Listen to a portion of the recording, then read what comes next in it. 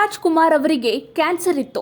ಇದಕ್ಕಾಗಿ ಅವರು ಅಮೆರಿಕದ ಫ್ಲೋರಿಡಾದಲ್ಲಿರುವ ಮಿಯಾಮಿ ಕ್ಯಾನ್ಸರ್ ಇನ್ಸ್ಟಿಟ್ಯೂಟ್ನಲ್ಲಿ ಸರ್ಜರಿ ಮಾಡಿಸಿಕೊಂಡರು. ಡಾಕ್ಟರ್ ಮುರುಗೇಶ್ ನೇತೃತ್ವದಲ್ಲಿ ಈ ಆಪರೇಷನ್ ನಡೆದಿದೆ. 6 ಗಂಟೆಗಳ ಕಾಲ ಆಪರೇಷನ್ ನಡೆದಿದೆ.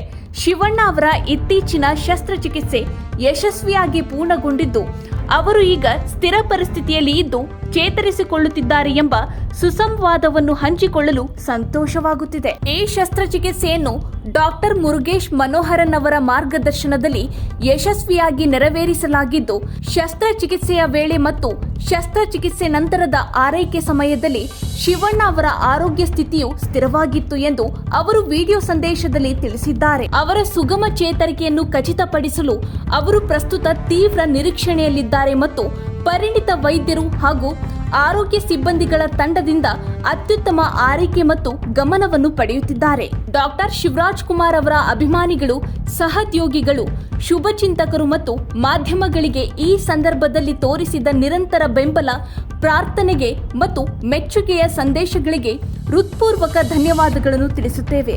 ನಿಮ್ಮ ಪ್ರೋತ್ಸಾಹವು ಡಾಕ್ಟರ್ ಶಿವರಾಜ್ ಕುಮಾರ್ ಮತ್ತು ಅವರ ಕುಟುಂಬಕ್ಕೆ ದೊಡ್ಡ ಶಕ್ತಿ ಒದಗಿಸಿದೆ ಎಂದು ಶಿವಣ್ಣ ಅವರ ಪತ್ನಿ ಗೀತಾ ಶಿವರಾಜ್ ಕುಮಾರ್ ಮತ್ತು ಮಧು ಬಂಗಾರಪ್ಪ ಅವರು ವಿಡಿಯೋ ಸಂದೇಶದ ಮೂಲಕ ತಿಳಿಸಿದ್ದಾರೆ. ಎಲ್ಲರಿಗೂ ನಮಸ್ಕಾರ. ನಾವು ಇಲ್ಲಿಗೆ ಏನು ವಿಷಯಕ್ಕೆ ಅಂತ ಬಂದಿದ್ವಿ, ಶಿವರಾಜ್ ಕುಮಾರ್ ಅವ್ರ ಹೆಲ್ತ್ ವಿಷಯಕ್ಕೆ ಅಂತ ನಾವೇನು ಬಂದಿದ್ವಿ ಅದನ್ನ ನಮ್ಮ ಡಾಕ್ಟರ್, ಈಗ ನೀವೆಂಗೆ ನಮಗೆ ಅಭಿಮಾನಿ ದೇವರುಗಳಾಗ್ತಾರೋ ನಮ್ಮ ಡಾಕ್ಟರ್ ಕೂಡ ಈಗ ನಮಗೆ ದೇವ್ರ ಥರನೇ ಆಗಿದ್ದಾರೆ. ಯಾಕಂದ್ರೆ ಶಿವಣ್ಣ ಅವ್ರದ್ದು ಇದರಲ್ಲಿ ಆಪರೇಷನ್ನು ಚೆನ್ನಾಗಾಯಿತು. ಆಮೇಲೆ ಅವ್ರನ್ನ ಇವಾಗ ICUಗೆ ಶಿಫ್ಟ್ ಮಾಡಿದ್ದಾರೆ. ಎಲ್ಲ ಪ್ಯಾರಾಮೀಟರ್ಸ್ ಡಾಕ್ಟರ್ ನಿಮ್ಗೆಲ್ಲಾನು ಎಕ್ಸ್ಪ್ಲೇನ್ ಮಾಡಿದ್ದಾರೆ ಈಗ.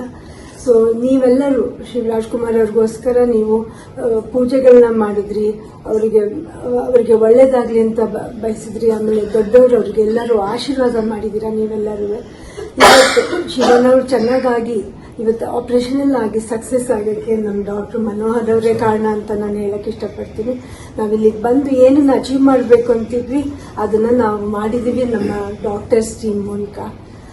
ಇನ್ನು ಸದ್ಯದಲ್ಲೇ ಶಿವರಾಜ್ ಕುಮಾರ್ ಅವರು ನಿಮ್ಮ ಹತ್ರ ಮಾತಾಡ್ತಾರೆ. ಬಟ್ ಇವಾಗ ಸ್ವಲ್ಪ ಸುಸ್ತಾಗಿರೋದ್ರಿಂದ ಇನ್ನೊಂದು 3-4 ದಿನದಲ್ಲಿ ಅವ್ರು ಬಂದು ನಿಮ್ಮನ್ನೆಲ್ಲ ಅಡ್ರೆಸ್ ಮಾಡ್ತಾರೆ. ನಿಮ್ಮ ಪ್ರೀತಿ ವಿಶ್ವಾಸಕ್ಕೆ ನಾನು ಯಾವಾಗಲೂ ಚಿರಋಣಿಯಾಗಿರ್ತೀನಿ. ನಾನು ಇದನ್ನ ಯಾವತ್ತೂ ನನ್ನ ಜನ್ಮದಲ್ಲೇ ಮರೆಯೋದಿಲ್ಲ. ನಿಮ್ಮನ್ನು ಕೂಡ ನಮ್ಮ ಡಾಕ್ಟರ್ನ ಕೊಡ್ತಾರೆ. ನಮಸ್ಕಾರ.